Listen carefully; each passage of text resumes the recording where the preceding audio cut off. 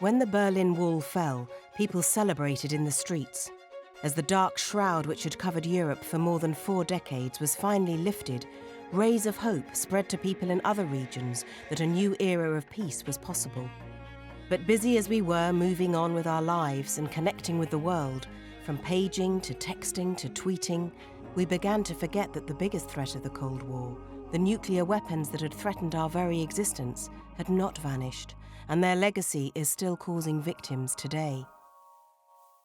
Since their invention in 1945, nuclear weapons have twice been detonated over cities.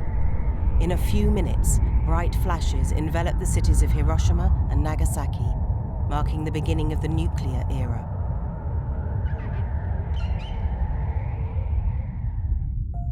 The citizens of Hiroshima and Nagasaki experienced the devastating effects of a weapon so terrible and sweeping in its destructive power that it could not be targeted to avoid killing massive numbers of civilians. A weapon unable to distinguish between a building and an infant. Survivors faced the trauma of radiation exposure. They faced injuries for which doctors had no cure. They faced a lifetime of stigma and prejudice, and the knowledge that the next generation would also suffer the effects of the nuclear fallout. So I looked around and I saw the procession of ghostly figures. I say ghostly figures because they simply did not look like human beings. Their bodies were burned, blackened and swollen, and skin and flesh were hanging from the bones. Hair was standing up towards the sky, and some people were carrying their eyeballs in their hands. In Kazakhstan, nuclear weapons continued to be detonated until 1989. The blast left a dark legacy of cancer and birth defects. My mother died of stomach cancer. She was severely disabled. We realized the reason much later because my mother had 2 children before me who did not live up to 1 year, dying one after the other.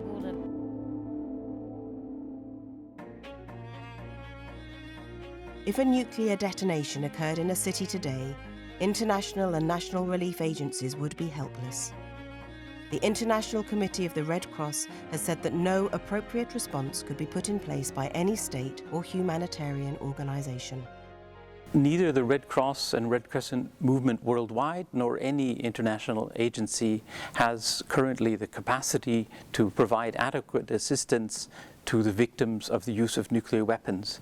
You know, logistics, training, and material is available around the world for weapons that are currently in use, conventional weapons, explosives, and bullets. But as regards the effects of nuclear weapons, particularly the radiation effects, this capacity hardly exists. The detonation of a nuclear weapon would cause unparalleled environmental pollution.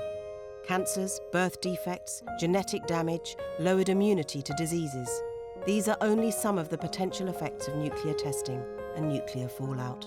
What makes catastrophic nuclear accidents truly monstrous is that the impacts cannot be cleaned or erased.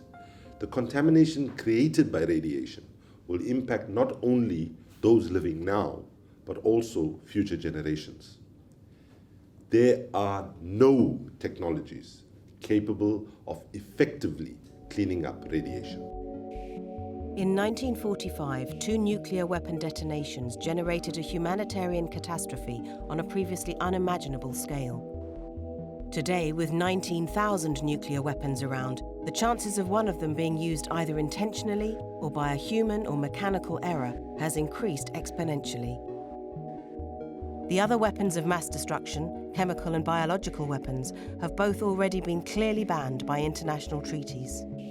The humanitarian effects from the detonation of a nuclear weapon should leave us in no doubt that nuclear weapons must be outlawed also. Every existing nuclear warhead has the potential to unleash a humanitarian catastrophe and create immeasurable suffering for humans, the environment, and our societies. Civil society believes that it's time to seriously address the humanitarian impact of nuclear weapons and how we can prevent such a catastrophe from ever happening again.